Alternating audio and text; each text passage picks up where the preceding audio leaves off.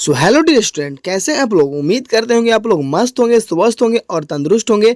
तो dear student, अभी से आप लोग क्लास 10वीं के ऑब्जेक्टिव जो है क्लियर करते जाइए, क्योंकि बाद में आपसे क्लियर होने वाला नहीं है। और चैनल पर नए हैं तो इस वीडियो को देखने के बाद सब्सक्राइब जरूर कर दीजिएगा, क्योंकि मैं आप लोग के लिए हमेशा आपके एग्जाम से रिलेटेड प्रश्न को लाता रहता हूँ। तो वीडियो पर नए तो ये आपका जो चैप्टर है प्रकाश के प्रवर्तन से है, ठीक है। तो प्रकाश के प्रवर्तन से है, तो सबसे पहले देखिए कह रहा है प्रश्न कि प्रकाश की किरण गमन करती है, प्रकाश की किरण गमन करती है। ऑप्शन नंबर दिया हुआ है, सीधी रेखा में है, टेढ़ी रेखा में है, किसी भी दिशा में नहीं है, इनमें से कोई नहीं। जल्दी से आप कमेंट करके जल्दी बताइए कि जो प्रकाश है वो कौन सा रेखा में गमन करती है। तो डियर स्टूडेंट, मैं प्रकाश जो है बिल्कुल सीधी रेखा में हमेशा गमन करती है, प्रकाश जो है हमेशा सीधी रेखा में गमन करती है। चलिए अगले प्रश्न की ओर बढ़ते हैं।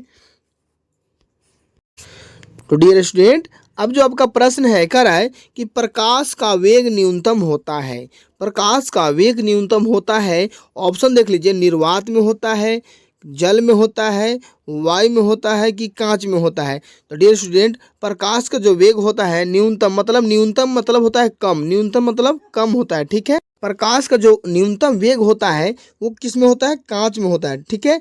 तो अगले प्रश्न की ओर हम लोग बढ़ने से पहले अभी भी चैनल को सब्सक्राइब नहीं किया है डियर स्टूडेंट, तो चैनल को सब्सक्राइब कर दीजिए आप लोग। तो डियर स्टूडेंट, हम तीसरे प्रश्न की ओर बढ़ते हैं। देखिए तीसरा प्रश्न क्या करा है, मोटरसाइकिल के चालक के सामने लगा रहता है। मोटरसाइकिल के चालक, जो आपका मोटरसाइकिल में ऐनक होता है उसमें कौन सा दर्पण या लेंस लगा होता है, ठीक है ना। तो देख, पहला ऑप्शन दे रखा है समतल दर्पण, दूसरा दे रखा है उत्तल दर्पण और तीसरा दे रखा है अवतल दर्पण और चौथा दे रखा है उत्तल लेंस। तो जो मोटरसाइकिल के गाड़ी में होता है ना वो लगा रहता है उत्तल दर्पण। मोटरसाइकिल की गाड़ी में कौन दर्पण लगाता है, उत्तल दर्पण लगा रहता है, ठीक है डियर स्टूडेंट।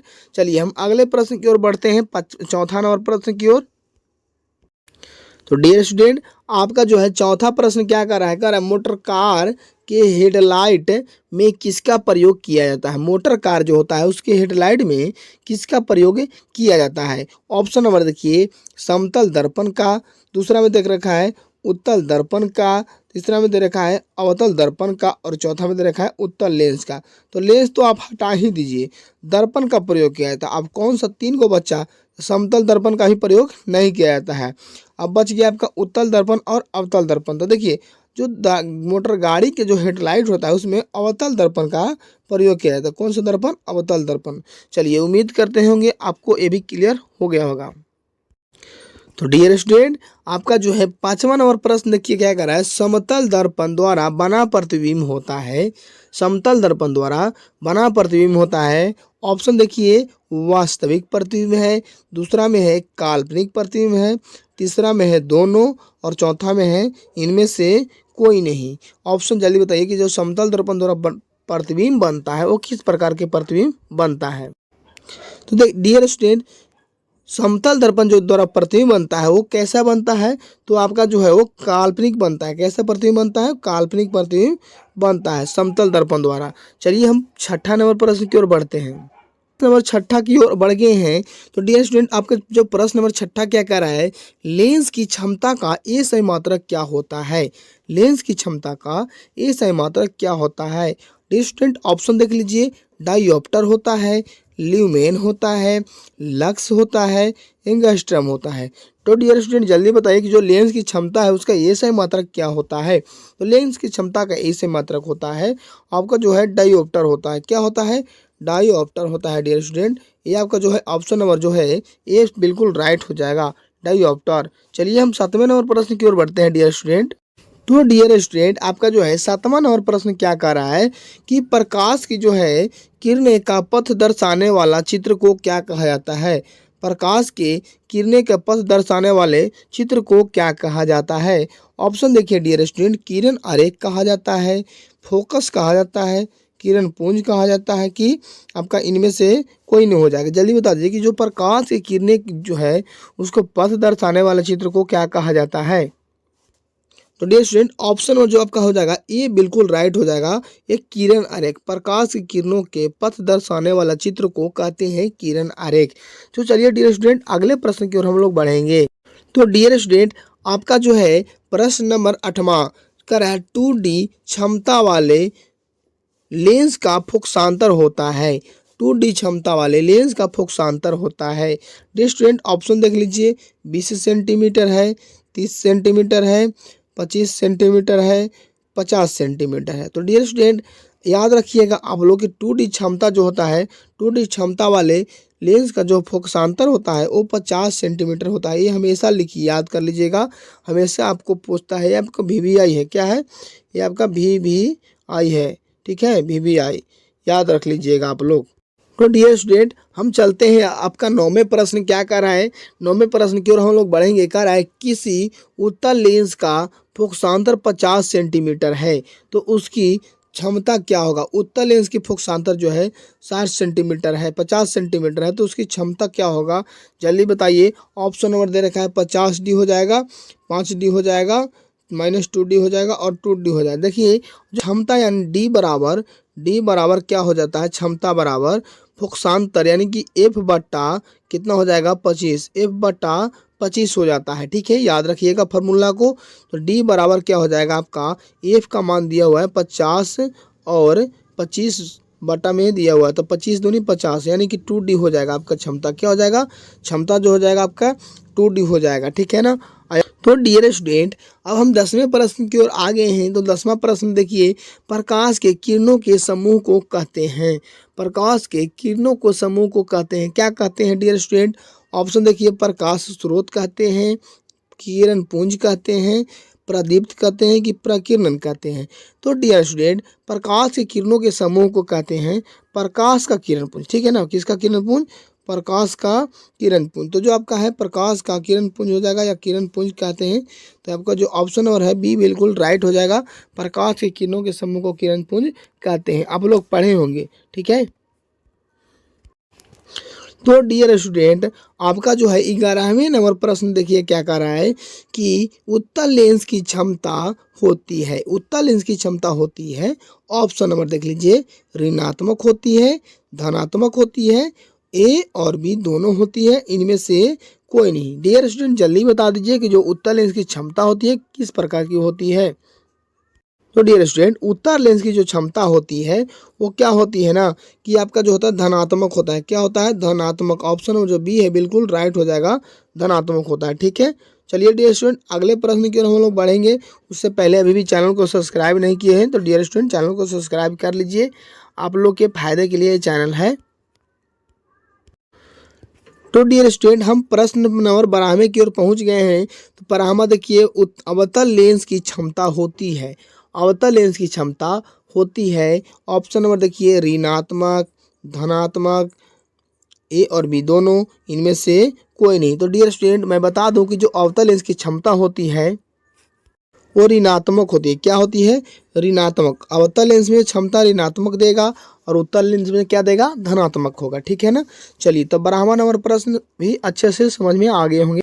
तो डियर स्टूडेंट आपका जो है 13वां नंबर प्रश्न क्या कर रहा है, उत्तल लेंस को कहते हैं, उत्तल लेंस को कहते हैं। ऑप्शन देख लीजिए, अभिसारी लेंस कहेंगे, द्वि उत्तल लेंस कहेंगे, अपसारी लेंस कहेंगे कि इनमें से कोई नहीं। जल्दी बता दीजिए डियर स्टूडेंट उत्तल लेंस को क्या कहेंगे हम। तो देखिए उत्तल लेंस जो होते हैं उसको हम अभिसारी लेंस बोल सकते हैं।